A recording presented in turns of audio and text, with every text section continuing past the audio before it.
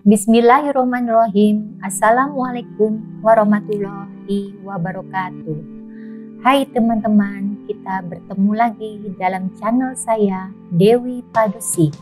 Belajar hukum bersama Dewi Padusi Daeng Nuri. Di sini saya akan membahas berkaitan dengan asas-asas hukum pewarisan Islam, yang dimana asas-asas tersebut ada 5 asas. Yang pertama asas isbari, yang kedua asas bilateral, yang ketiga asas individual, yang keempat asas keadilan yang berimbang, dan yang kelima asas akibat kematian. Nah, di sini saya akan menjelaskan asas isbari, yaitu unsur keharusan yang secara otomatis atau warisan tersebut beralih ke ahli waris, yang dimana kata isbari artinya melakukan sesuatu di luar kehendak sendiri. Asas isbari dalam hukum waris mengandung arti bahwa peralihan hak dari orang yang telah meninggal dunia kepada ahli warisnya terjadi dengan sendirinya tanpa digantungkan kepada kehendak pewaris atau ahli warisnya. Keisbarian hukum waris mencakup 3 hal: peralihan harta, jumlah harta yang beralih, dan siapa saja yang menerima harta warisan tersebut. Jadi dengan adanya asas isbari ini, adanya unsur keharusan yang secara otomatis beralihnya yang telah ditentukan oleh syariat Islam, yang dimana kita telah tahu peralihan hak dalam asas isbari tersebut, dan pembagiannya juga sudah jelas dalam syariat Islam. Begitupun dengan bagian masing-masing atau siapa saja yang mewaris di dalam asas isbari itu kita sudah jelas, karena di sini adanya unsur keharusan yang secara otomatis atau warisan beralih dengan sendirinya ke ahli waris tersebut. Yang kedua adalah asas bilateral, yang dimana seseorang menerima hak warisan dari kedua belah pihak, yaitu di mana adanya pewaris dan di mana adanya ahli waris. Bilateral artinya prinsip keturunan yang memperhitungkan hubungan kekerabatan, baik itu melalui laki-laki maupun perempuan secara serentak. Jadi ahli waris itu ada perempuan, ada laki-laki, yang dimana pembagiannya tersebut secara bersamaan atau serentak. Berdasarkan asas bilateral, seorang anak laki-laki berhak mendapatkan warisan dari ayah dan ibunya. Seorang anak perempuan pun berhak mendapatkan harta warisan dari ayah ibunya.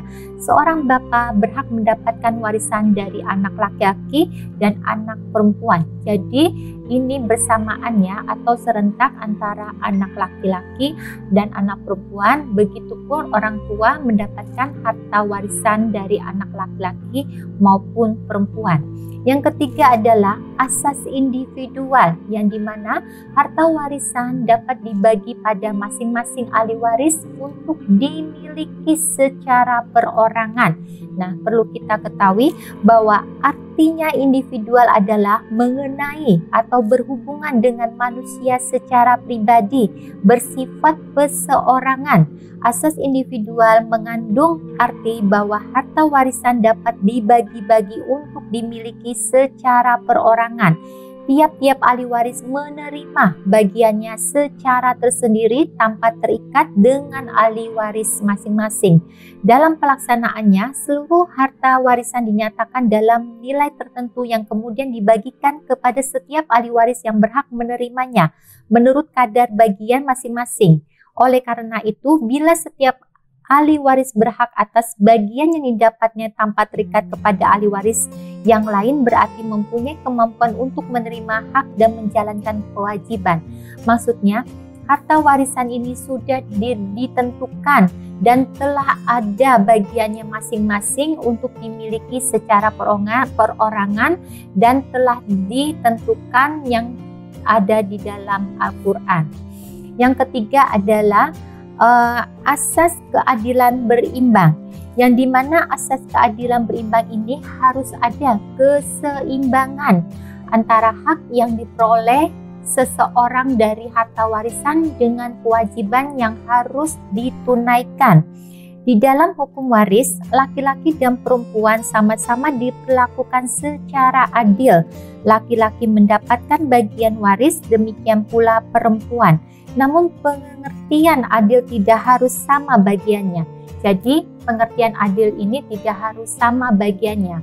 Jadi perempuan dengan laki-laki itu di dalam warisan Islam itu pembagian harta warisan untuk ahli waris laki-laki itu mendapatkan 2 bagian, sedangkan perempuan itu mendapatkan 1 bagian, sehingga menjadi rata, dan ini sudah sesuai dengan syariat Islam.